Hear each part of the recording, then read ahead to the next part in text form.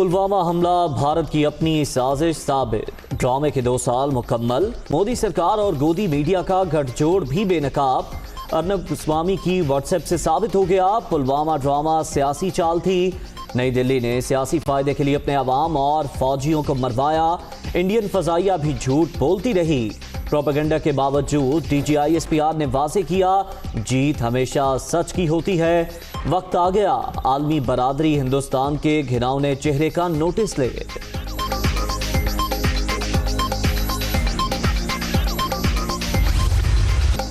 अपने हाथों से तबाही का एहतमाम, भारत का चकड़ा दिफाई निजाम, इंडिया की कमजोर एयरफोर्स, नाकारा जहाजों की दुनिया भर में भी गूंज। आलमी मीडिया ने भारत को कागजी शेर करार दे दिया। बड़े मार्के की बड़ी तैयारी। सेनेट इलेक्शन के लिए कागजात नामजदगी जमा कराने का सिलसिला जारी। बलोचिस्तान से अब्दुल कादिर से टिकट वापस। PTI के जहूर आगा ने कागजात जमा करा दिए। खिलाड़ी उम्मीदवार एतमाद करने पर इमरान खान के शुक्रगुजार। फतह इमरान खान की होगी, इमरान खान की पॉजिटिव सोच की होगी और इंशाल्लाह हम एज ए वर्कर हम सब उनके साथ हैं। मैं आपको एक बात बताऊं कि इस नॉमिनेशन से पूरे बलूचिस्तान के जितने भी वर्कर्स हैं उनमें खुशी की लहर दौड़ी है और उन्होंने तहे दिल से मुझे खुशामदीद भी कहा है, मुझे वेलकम कहा है और मुझे मुबारकबादियाँ दी हैं। तो इंशाल्लाह हम भी पूरा अपने आप को इंशाल्लाह पुरुमीद है। मुराद अली शाह कह रहे हैं सिंध से 10 नशिस्तें जीतेंगे। ये सिर्फ तब ही मुमकिन है जब आप दूसरी जमातों के मेंबरान खरीदेंगे। इन रवायात की वजह से पीपल्स पार्टी ओपन वोटिंग की मुखालिफत करती है। फवाद चौधरी। ओपन बैलेट की मुखालिफत, वोट बराए फरोख्त की हिमायत। हुकूमत शफाफ सेनेट इलेक्शन चाहती है। तहरीक इंसाफ के तमाम उम्मीदवार कामयाब होंगे। PDM हुकूमत को घर भिजवाने का ख्वाब देखना छोड़ दे। चौधरी सरवर।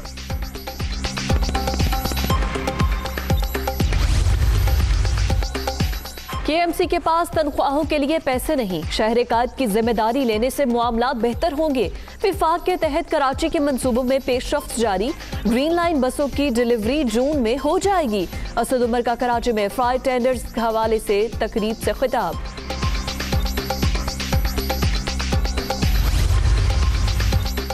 जनूबी पंजाब की महरूमियों के जिम्मेदार साबिक हुक्मरान। तरक्की का सफर चंद मखसूस शहरों से निकलकर पसमानदा इलाकों तक पहुंच चुका। अब कोई इलाका तरक्की से महरूम नहीं रहेगा। वज़ीर आला उस्मान बुज़दार।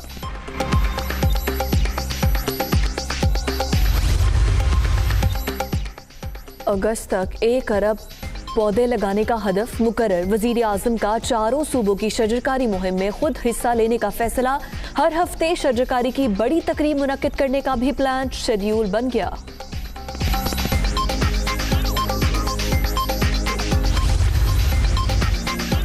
पंजाब का गंदम की फीमन कीमत 1800 रुपए करने का फैसला। किसान दुश्मनी। 200 रुपए के फर्क से अदम तवाज़ुन पैदा होगा। वजीर ज़राअत सिंध इस्माइल राहू की तनकीद। इस्लामाबाद हाई कोर्ट हमला केस गिरफ्तार वकला की दरख्वास्त जमानत समाअत के लिए मुकर्रर। इस्लामाबाद हाई कोर्ट का 2 रुकनी बेंच कल मुकदमा सुनेगा। कोरोना ने मजीद 31 अफराद की जिंदगी ले ली। अब तक 12,307 अमवात। 24 घंटे के दौरान 1,404 नए मरीज। 5,63,029 शहरी मुतासिर। 25,635 एक्टिव केसेस।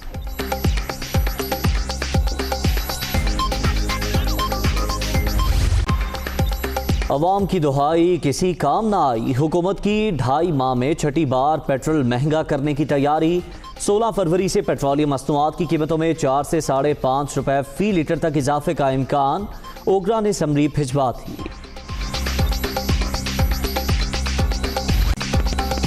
साहबजादा सुल्तान ने मार लिया मैदान। चोलिस्तान जीप रैली में पहली पोजीशन। दिफाई चैंपियन नादिर मक्सी दूसरे नंबर पर रहे। 165 किलोमीटर के ट्रैक पर धूल उड़ाती गाड़ियां मरकज़े निगाह। मोइन खान ने 27 किलोमीटर तवील बाइक रेस जीत ली। शौरिस्तान जीप रैली के ट्रैक पर उस्मान बुजदार की तेज रफ्तार ड्राइविंग, प्रोटोकॉल की गाड़ियां भी पीछे रह गईं। अच्छे ट्रैक पर गाड़ी भगाने का अपना ही मजा है। वजीर आला पंजाब पुरजोश।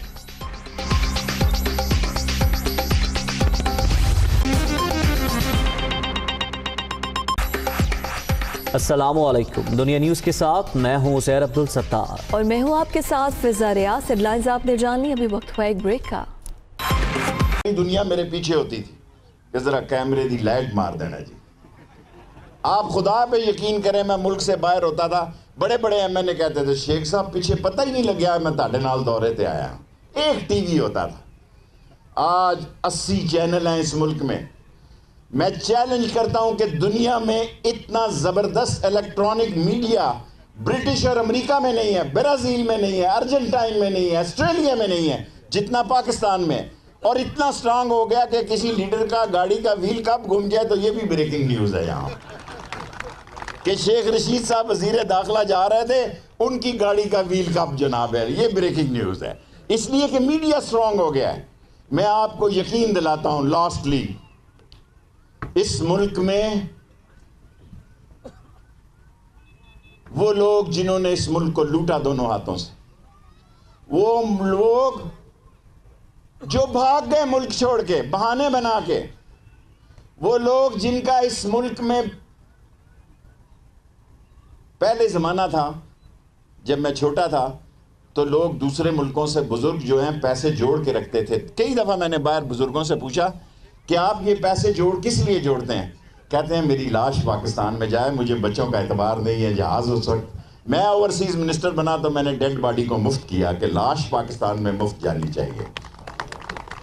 सो मेरी बहनों, मेरी बेटियों, मेरे भाइयों, मेरे बुजुर्गों, लियाज साहब, लोगों की खिदमत करें, यही ईमान की असली हालत है। जो इंसानियत ही, एक वक्त आएगा जो अच्छा इंसान होगा वही अच्छा मुसलमान होगा। और जो बहुत बातें करे, बहुत तलवारें चलाए और अंदर से लोगों की लूट मार करे, वो कभी मर जाना है बिलाखिर, वो कभी कामयाब नहीं होता।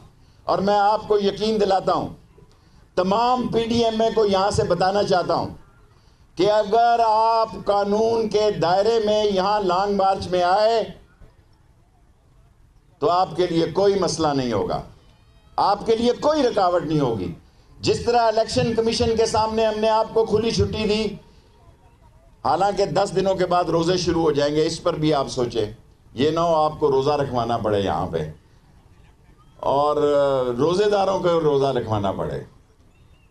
अगर आपने कानून के दायरे में, कानून के एहतराम में इस्लामाबाद में आना है तो 10 मरतबा आओ, क्योंकि आपने वापस जाना है। आप में इतनी सकत नहीं है।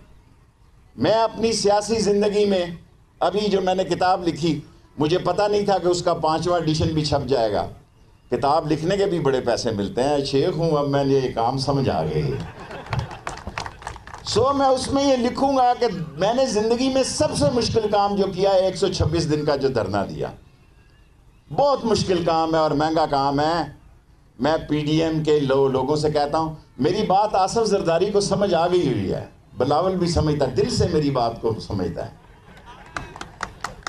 वो मेरे दिल के करीब है और मेरी दिल की बात समझता है। उसको पता है कि शेख रशीद सही कह रहा है। बिलाखिर इन्होंने पीपल्स पार्टी की बात माननी है, देर से माने, सवेर से माने। आखिरी बात यहाँ कह के इजाज़त चाहता हूँ, अगर आप कानून और आइन के दायरे में आएंगे तो आपके लिए सद एहतराम है, और अगर आप कानून, लॉ एंड ऑर्डर को के दायरे से बाहर निकलेंगे तो इस्लामाबाद जो है फिर इस्लामाबाद होगा। फिर ना कहना किसी ने कहा नहीं था, फिर ना कहना किसी ने बताया नहीं था।